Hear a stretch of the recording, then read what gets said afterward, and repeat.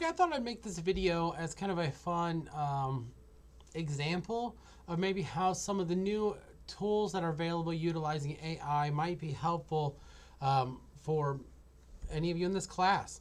So while I want to say it's important to realize that AI really should not be seen as something to replace your work.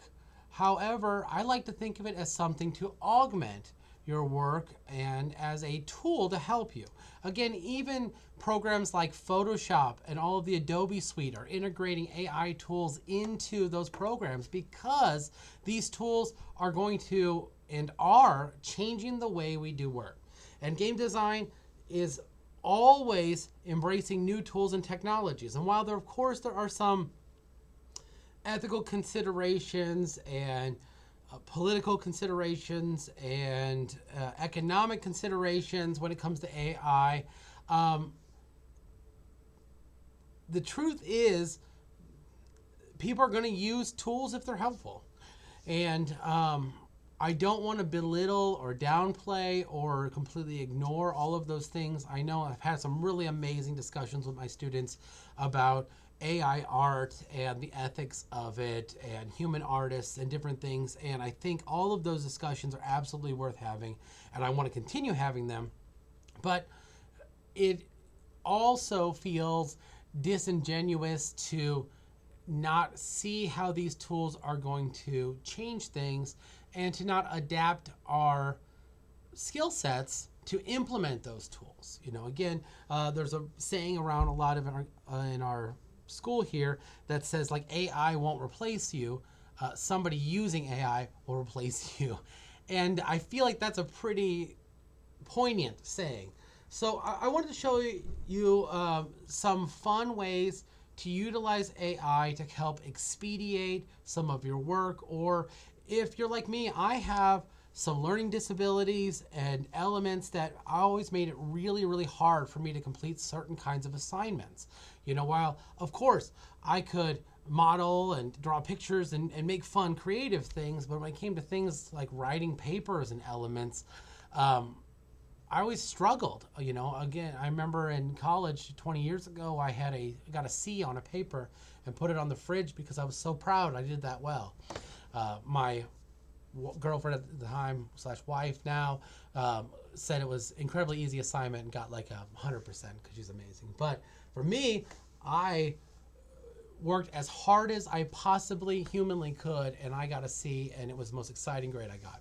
Maybe this is a little off topic. That's why this video is in the wrap up versus in our education, you know, like our main content. Anyway, again, I'm going to use these wrap ups as a way to kind of touch base and showcase some fun stuff. So this is the thing. I'm going to take a look at our game design document assignment, and I have it open and I've copied it, and I'm going to work on this, but I'm going to do it in a manner that's a little bit different than maybe most of your workflows.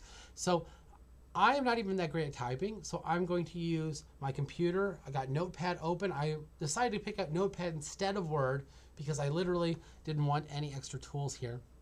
And I'm just going to do this. So, game design idea. A retro-inspired 3D platformer in Unity. The main character is a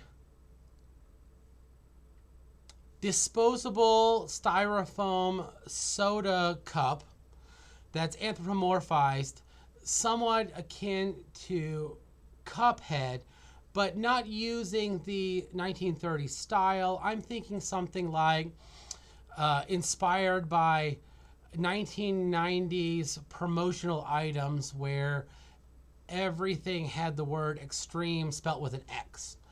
And this character is a soda cup, and as they play through, maybe the soda sloshes around and spills out and stuff. The main villains are going to be tacos with handlebar mustaches. The player is going to go through a level that is designed after the kitchen of a fast food restaurant. And the soda cup is essentially having to dodge other food items like the tacos, a bag of cinnamon crisps, a very angry plate of nachos and other Mexican fast food themed creatures on the way to the drive-through window, which would be the end of the level. And again, it's kind of in the sort of how like Little Big World, the characters are really small. It's the same kind of deal where the soda cup is kind of smaller and going through this oversized world that would be the interior of a fast food kitchen. I want the game to be highly marketable. I want the characters to be kind of cool and could be used in merchandising. You know, I wanted to have a bit of gameplay similar to something like the early Super Mario Brothers games, like the original Super Mario Brothers and Super Mario Brothers 3. Let's also say that the player character can shoot soda out of its straw, but has a limited amount of soda, so it's a finite resource that it can use to blast enemies, or the character could jump on enemies to squash them.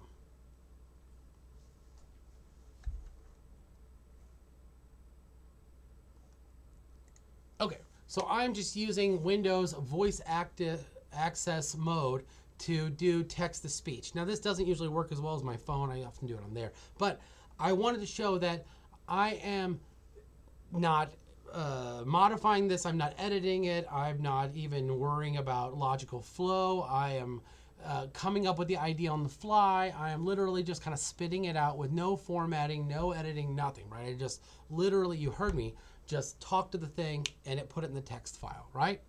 The reason why I want to show you that is I want to show one of my favorite tools about ChatGPT and many of the other programs, and that really is formatting. So when I write something, I don't even have to format it. I can literally just do like a stream of consciousness into something like Notepad or my phone, and then have the AI reformulate it in the pattern and the format I need. So I'm going to come over here. Now, I believe I think 01 Mini is the free version. I'm paying for ChatGPT right now, so I want to make sure I'm using the same version that you would have access to. Again, I think it's 01 Mini. Yeah, because it could be, maybe it's 4.0 Mini. Let's do 4.0 Mini, which is probably a lot less effective. Again, I don't really remember. I should pause this and check. Okay, I went ahead and double checked. It's actually 4.0. So I want to use the exact same model. If you weren't paying for ChatGPT, you would have access to, which is the 4.0 model. I Googled it, and I'm going to use the same one. So this would be the same thing that you would be able to do. Please take the following game description and create a basic game design document based on the provided outline and template using the same headers and informational structure. I can't spell structure, but you know, you guys can judge, that's okay. Informational structure.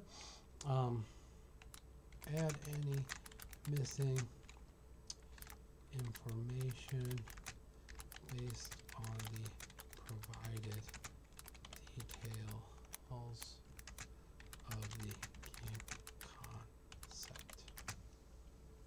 Okay, so I'm doing this again. It's not like a cooking show where I'm pasting it. You know, I'm doing it beforehand. I'm literally doing it on the fly while you're watching. Here is the description. Paste, and I'm going to come back over to our assignment, copy, hit Shift Enter a few times. Here is the format template to follow. Paste. Okay, and so I've just pasted it in, literally copied it, pasted it in. Here it is, you can see, blah, blah, blah, blah, blah. And enter. And here we go. So what you're going to see is basically ChatGPT taking the game design idea I just spit into the computer. Again, you were here, heard me come up with it live. Take the format from our assignment and reformat it into that thing. Now, I will say, this doesn't mean it's perfect and ready to go out the gate. It's almost certainly not. The biggest thing about AI generative elements is while it does amazing stuff and it generates so many cool things, again, when it comes to AI art, for example, it can make a beautiful picture. People have some opinions on AI art, but while there are some errors, and of course humans make errors too, the biggest problem with AI art, as far as from a user standpoint, is that it can make a beautiful picture, but is it going to make the right picture? Is it really what I have in mind? Is it exactly what I want to make? It's incredibly difficult to do that unless you just randomly get it right. The same thing's kind of be true for this. Like, yes, it created this entire thing and put it all in there and formatted it, and I'm ready to go. Is it right? I don't know. I'm still going to need to take this. I'm going to need to go put it in Word, and I'm going to need to double check. Is it what I want? Is it how I like it? Is it written correctly? All that fun stuff. I will say the more information you give it on the front end, like you got to see what I pasted in there, the more it'll have to work from. So if you really have a fleshed out idea, again, even if it's not formatted, you can put it in there. All right, so you can see here, here's my elevator pitch. Extreme Soda Adventure with the X. I love it. It's a retro-inspired 3D platformer where players control an anthropomorphized styrofoam soda cup navigating the oversized world of a fast food kitchen. Exactly the idea I gave it. Players must battle against Mexican-themed food enemies and race to the drive-thru window while managing a limited soda supply as both a weapon and a resource. Again, exactly my idea and concept thrown together as an elevator pitch. Here's my concept. Here's my core gameplay loop. Again, it designed the core gameplay loop off of what I gave it. I told it to base it off Mario. I told it to make it retro-inspired. I gave it some of that element. So it's pulling from that data as well. Again, ChatGPT is trained on basically all of the internet. So it has a lot of information to pull back on. The biggest thing about prompting and using these tools, if you haven't used them much, is give it enough information to know where to pull from.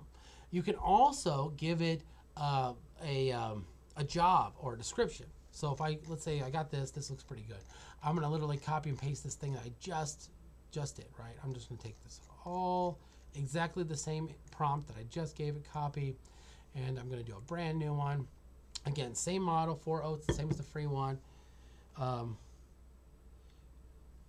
You are a game bot, a game design and development expert, and expert in the Unity platform.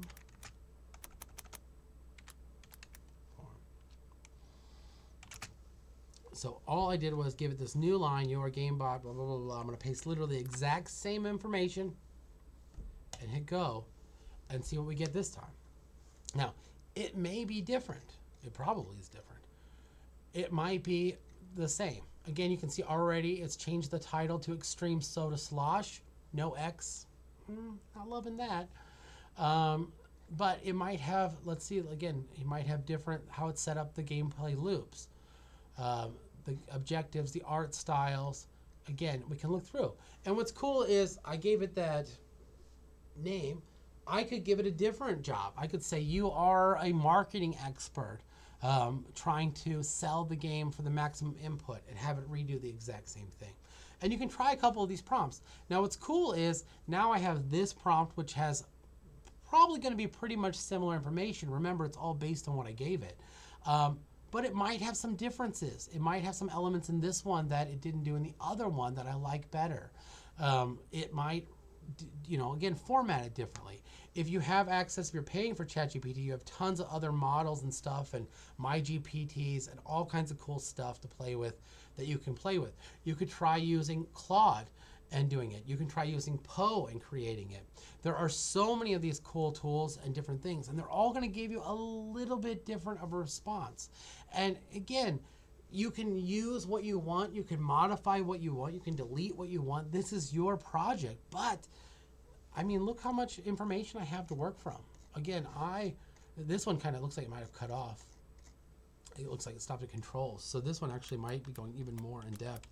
Let me do, I almost put control, continue, and it'll keep going.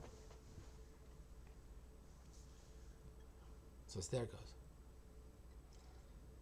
So the first prompt did it all. The second prompt, telling it you're a game design expert and Unity expert, seems like it took more to answer, but it might be better. This might be giving me so much more information and so much more stuff to go off of. Again, giving me a more thorough answer. I may not like it as much. I might like it better.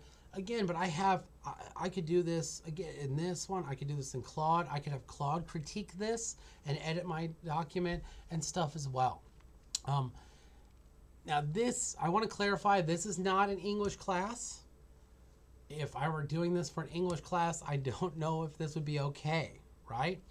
I want to make sure that I mention that I utilized ChatGPT to format this, that I utilized these tools to create this thing, because it's important to note that information, you know. There's a bit of a blur on what's okay and what's not okay to do. You know, in this instance, I'm showing you, of course, in this instance in my class, you're welcome to do this. I want you to be utilizing these amazing tools because look at how incredible that was, right? Again, it couldn't have done this without my prompt. It couldn't have done this without my information. It's still my idea. It's just my idea formatted, expand upon, flushed out. It's got some really great information. It even controls the jump button and different elements, again, based on that classic stuff I gave it. If I don't like it, I can change it, I can modify it. Again, I would take one of these, paste it into Word, or even both of them into Word, and start kind of compositing them together and creating my own idea and asset. Please make sure to check if you're using tools like this with each teacher, with each assignment. Make sure you get clarification before continuing. We're in a weird spot. And every day on Reddit, I read about some student at a school where a professor had marked their assignment as AI generated and didn't give them points and all kinds of stuff. We're in a weird place. Education is changing. You know, these tools are vastly changing how we create and generate content. And it's important to note, sometimes it's going to be okay, and I keep playing with these scissors. Sometimes it's not. You're going to be in a class where a teacher will not want you to do this and will want you to do all of this work on your own. You might be in a class like this one where I'm literally showing you as the teacher these tools exist. I think it's important to know these tools are out there, to know how they function, and to know what they're capable of doing. Because to be blind to it is to set yourself up for, you know, probably a traumatic surprise. Okay, I've been using these tools for a couple of years now, and they are no shortness of amazing, and their capacity continues to grow month by month. You know, so if you want to use this, you're welcome to do so. Please make sure you state you used it. I just told you it was okay. I want you to state it. Okay, it needs to be stated. If you're using work that is not 100% your own, it needs to be cited. In this project, you're going to be building stuff in Unity. Are you going to get stuff off the marketplace? Almost certainly. You'd be silly not to. They just launched Fab, a brand new marketplace. There's amazing stuff and resources out there. It needs to be cited. We don't download a model and say, I did it when you didn't do it. That's plagiarism. Download the model and cite the sucker, and you're good to go. That's being smart.